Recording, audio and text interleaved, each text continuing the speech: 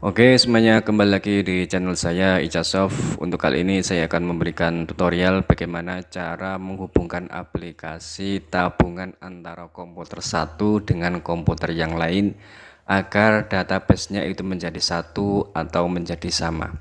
Atau istilahnya itu aplikasi ini client server. Jadi data yang diinput dari komputer lain nanti bisa masuk atau tersimpan datanya di dalam komputer server. Ingat, untuk melakukan client server atau membuat aplikasi bisa client server antara komputer satu dengan komputer yang lain nanti harus sudah terhubung dalam satu jaringan, bisa menggunakan kabelan atau menggunakan koneksi WiFi.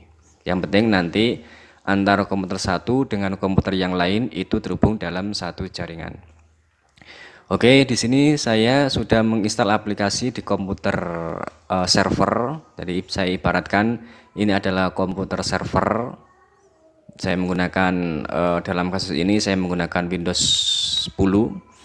Pertama di sini setelah kita install kita tidak perlu melakukan setting apapun di aplikasi.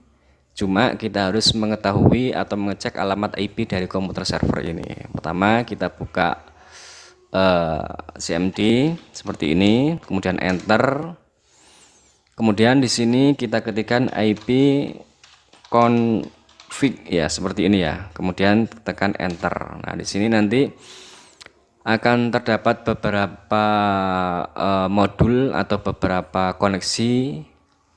Nah di sini ada internet adapter internet ini biasanya menggunakan, kalau ini menggunakan kabel LAN.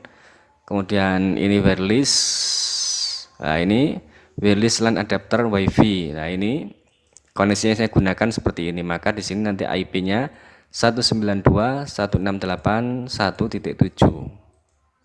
Nah ini kita catat terlebih dahulu alamat IP-nya agar tidak lupa ya. Karena ini nanti kita gunakan untuk menghubungkan di komputer server klien 192.168.1.7. Nah, ini adalah alamat IP dari alamat IP komputer server. Kemudian yang kedua kita harus menonaktifkan firewall. Kenapa harus dinonaktifkan? Karena nanti kalau tidak dinonaktifkan service dari MySQL-nya nanti akan diblok sehingga tidak bisa dikoneksikan ke komputer klien atau tidak bisa dikoneksikan ke aplikasi klien. Di sini kita ketikkan firewall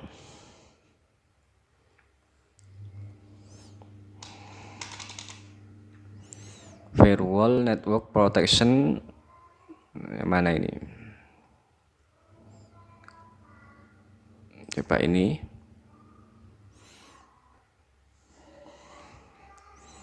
Jadi firewallnya kita nonaktifkan, ini domain network, public network off, private network off, public network off. Jadi ini statusnya off. Kalau aktif seperti ini. Nah ini on, jadi kita off kan.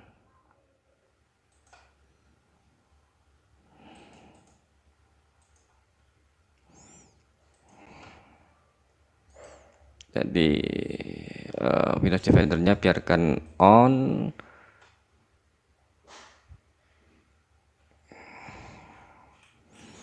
Kita nonaktifkan yang mana ini? Coba seperti ini. Hasilnya nanti off atau on ini. Oh ya, seperti tadi di off kan. Public network off, private network off, domain network biarkan on. Nah setelah ini komputer server sudah kita nonaktifkan firewallnya. Sekarang kita install aplikasi di komputer klien ya.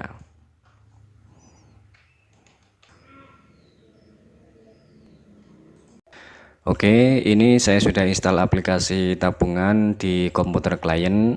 Jadi setelah kita menginstal aplikasi tabungan di komputer klien, Kemudian kita buka aplikasi tabungan, kita masukkan username dan passwordnya, setelah itu klik login. Setelah itu di sini kita lihat setelah kita install pertama kali ini masih datanya masih kosong semua ya, jadi nasabah 000. Kemudian kita koneksikan ke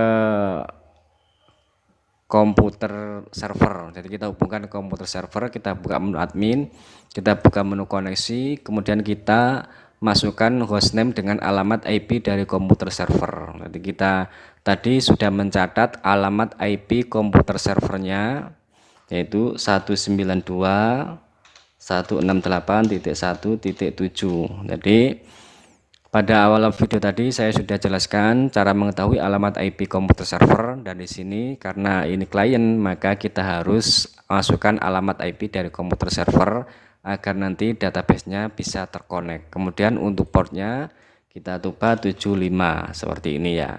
Kemudian kita klik tes koneksi. Nah ini kalau langkah-langkah yang kita lakukan itu berhasil atau benar sesuai dengan yang saya kasih petunjuk, nanti akan ada notif berhasil terhubung. Selanjutnya kita klik OK dan kita coba tutup aplikasi. Kemudian kita buka kembali aplikasinya. Nah, yes.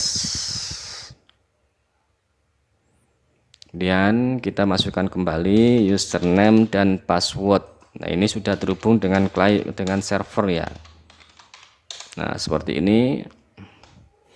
Nah, karena ini sudah terhubung dengan server, maka dia membaca database yang ada di server. Nah, ini data nasabahnya 2, saldo tabungan 500, saldo pinjaman 550. Jadi ketika kita nanti akan melakukan setoran atau melakukan transaksi di komputer klien ini, maka secara otomatis nanti datanya menjadi satu di komputer server. Seperti itu ya. Jadi seperti itu cara menghubungkan aplikasi klien ke komputer server pada aplikasi tabungan. Dari saya, jika ada pertanyaan nanti bisa langsung menghubungi saya di kolom komentar atau di nomor WhatsApp saya.